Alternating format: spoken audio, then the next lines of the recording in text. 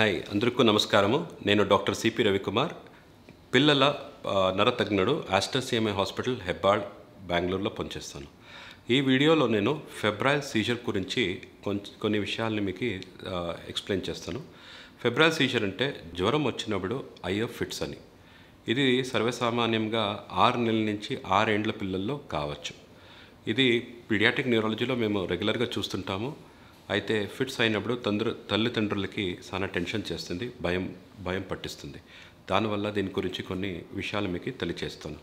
ఒకటేమంటే ఇది సామాన్యంగా పిల్లల్లో వచ్చేది, పెరుగుతా తనకు తాను వెళ్ళిపోతుంది.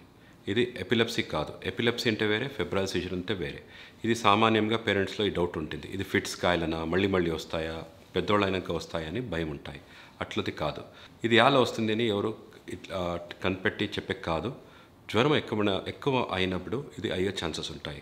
జ్వరం అంటే 100 degree Fahrenheit or 38 degree centigrade అని చెప్తాము. అది వదిలేసి సహా కొన్నిసార్లు ఇన్ఫెక్షన్లు అయితే, కొన్ని ఇన్ఫెక్షన్ హెర్పిస్ ఇన్ఫెక్షన్ అంటాము, ఇట్లా ఇన్ఫెక్షన్లు వచ్చినప్పుడు ఇట్లా ఫిట్స్ అయ్యే ఛాన్సెస్ ఎక్కువ అవుతుంది.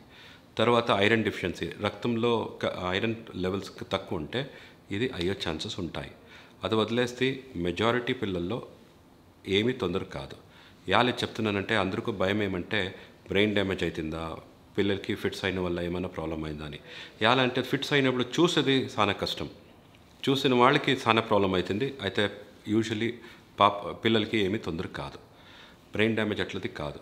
100 అవుట్ ఆఫ్ 100 అంటే 100 మంది పిల్లలకి ఫిట్స్ అయితే ఒకరికో ఇద్దరికో మాత్రము అది చాలా పొద్దు అవుతుంది. అంటే 15 minutes 30 minutes or even hours together, అంటే గంటలు కూడా కావచ్చు. అప్పుడు మాత్రము బ్రెయిన్కి ప్రాబ్లం అయ్యే ఛాన్సెస్ ఉంటాయి. లేకపోతే 98% ఏమీ తొందర కాదు. తర్వాత ఇంకొకటి ఏమంటే ఇంతంతా తెలుసుంటారు, అది ప్రివెంట్ చేసేది కాదని. ఎలాంటి ఎప్పుడు దీన్ని ప్రివెంట్ చేసేది అంటే ముందే మందురిచ్చి రాకున్నట్లు చేసేది కష్టం ఉంది.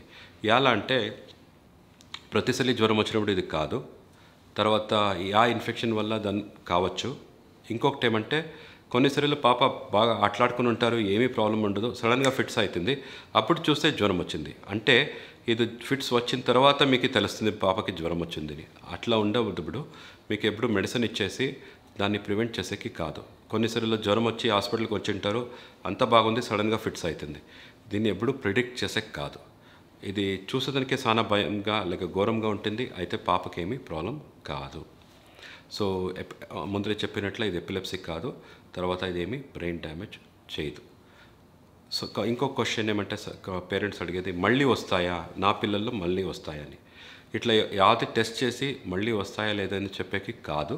అయితే ఏం తెలుసుకోవాలంటే తల్లిదండ్రుల్లో ఇది ఫిట్స్ ఉంటే, అంటే జ్వరం వచ్చేటప్పుడు ఫిట్స్ వాళ్ళు చిన్నప్పుడు ఉంటూ వాళ్ళకి అయింటే, లేకపోతే అన్న చెల్లెళ్ళు ఉండి వాళ్ళకి ఇట్లా జ్వరం వచ్చినప్పుడు ఫిట్స్ అయితే, లేక పాప పుట్టినప్పుడు ఏమైనా ప్రాబ్లం అయ్యి ఏమైనా డెవలప్మెంటల్ డిలే, అంటే డెవలప్మెంట్ అంటే కూర్చొనేది నించుకునేది దాంట్లో అంతా డిలే ఉంటే మళ్ళీ అయ్యే ఛాన్సెస్ ఎక్కువ ఉంది. అయితే 100% కాదు. సో ఇన్ని విచారాలు చెప్పినాను. కొన్నిసార్లు మీకు ఏమైనా ఇట్లా ఫెబ్రైల్ సీజర్ అయితే మీ పీడియాట్రిషియన్ లేక పిల్లల డాక్టర్ని కలిసేది, వాళ్ళతో అడ్వైస్ తీసుకునేది చాలా ఇంపార్టెంట్ ఉంది. అది వదిలేసి ఇంకేమైనా డౌట్ ఉంటే నేను ఆస్టర్ సిఎంఐ హాస్పిటల్, హెబ్బాళ్లో పనిచేస్తాను, మీరు వచ్చి నన్ను కలవచ్చు.